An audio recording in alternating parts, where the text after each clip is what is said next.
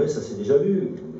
Il faut être objectif. Je pense que sur les forces en présence, à la fois les moyens et l'état de forme actuel, on a 10% de chances de l'emporter.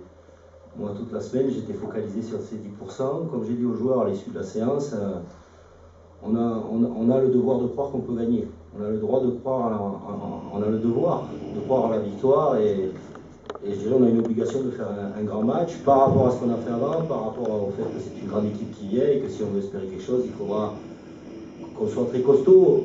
Là où on doit progresser essentiellement, c'est sur notre prise d'information. Je crois qu'on a été pris de court sur certains matchs parce que on découvre, certains découvrent ce niveau et qu'il faut très rapidement anticiper les situations, individuellement et collectivement, avec voilà, une grande implication, une grande concentration individuelle et puis beaucoup de dialogue et de communication.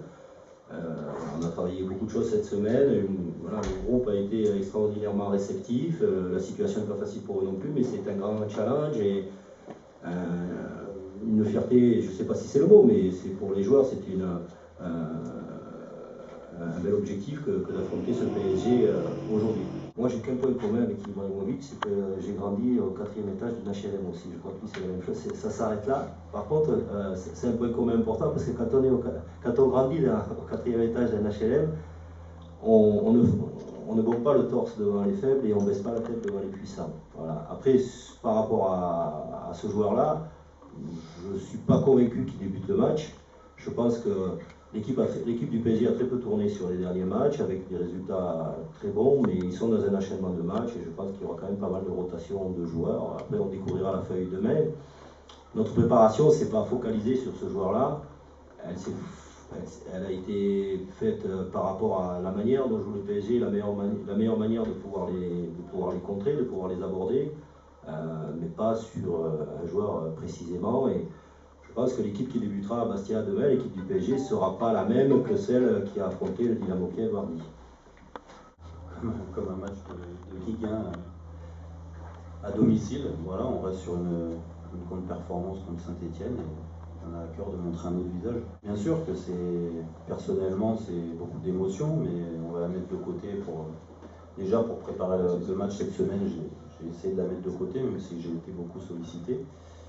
Et puis demain pareil, et après ça reprendra une place importante dans ma vie après le match. Mais aujourd'hui j'ai envie de montrer un autre visage du Sporting qu'on a montré ces dernières semaines.